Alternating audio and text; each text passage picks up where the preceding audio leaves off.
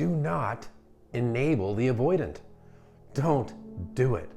And in so many ways, people unintentionally enable an avoidant partner or an avoidant ex.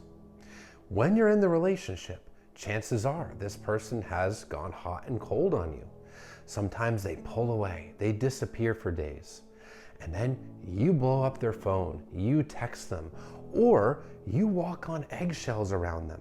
You're catering to their insecurities. You recognize that if you are your true, authentic self with this person, if you express your feelings to this person, that they are very likely to shut down and pull away from you and give it an emotional reaction of some sort.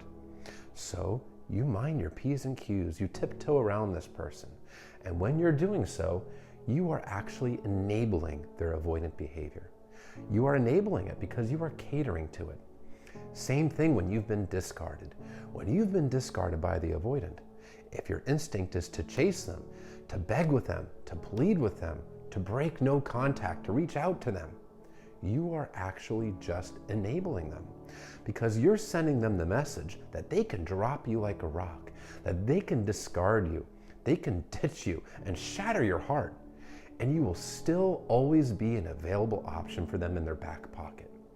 What's the incentive to change when there's no consequences to their actions, whether it's inside the relationship or after the relationship? If you are enabling them, you are sending them the message that there's no consequences to this insecure avoidant behavior, that they can continue to do it and have their way whenever they want. Now, it doesn't mean that you have to punish this person, but it should mean that you are going to be your true authentic self and hold boundaries. Boundaries being what you will and will not tolerate. If this person's pulling away from you and disappearing, you can enforce a boundary in a kind way. No, this is not acceptable to me in the relationship. That could potentially mean ending the relationship, but doing so on your terms if this person is not willing to engage in healthy communication. You don't have to tiptoe around and walk on eggshells and accept that kind of treatment. When you're not giving them any natural consequences to their actions, what is the incentive for this person to change? It's like a kid that keeps on sticking their hand in the cookie jar and stealing cookies. If the parents don't say anything or do anything about it, what incentive is there for the kid to stop? It's when the parents do something about it that the child suddenly has a motive to not continue to steal those cookies. The same thing goes with an avoidant.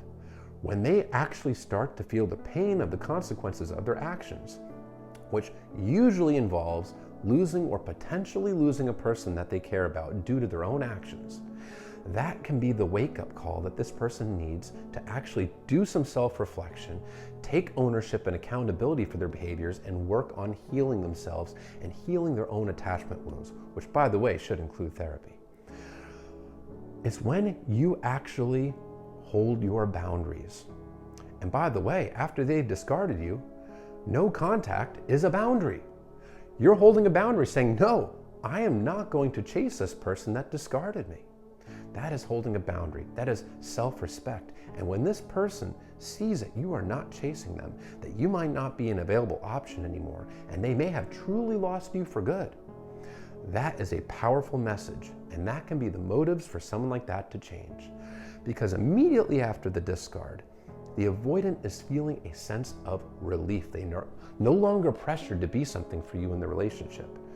But as time goes by, that brick wall they have inside of themselves that's blocking off access to their feelings comes down, and they can suddenly be flooded with the feelings for you again. And that's when they can actually really feel the loss and feel the consequences of their actions and have the motivation to work on themselves. Same thing goes within the confines of the relationship. When you hold boundaries and enforce them, you are actually allowing the avoidant to feel the consequences of their actions. Being held accountable, and that can be painful, and that pain can motivate them to actually work on themselves. It doesn't mean that you act in any malicious way. It doesn't mean that you are mean to them, put them down, yell at them. No, enforcing boundaries can be done in a kind way. But when you enforce your boundaries, you are not enabling this person. You are sending them the message that you are not going to tolerate this insecure behavior, that you are not going to tolerate being treated this way. that you want a partner that gives you healthy communication, a partner that gives you reciprocation in the relationship, a partner that is emotionally engaged. And if they're not willing to do that, well, you have enough dignity and self-respect to put your foot down and step away if needed. And you're not enabling them. Reminding yourself, if you cater to them, if you walk on eggshells, if you chase them, these are all enabling behaviors.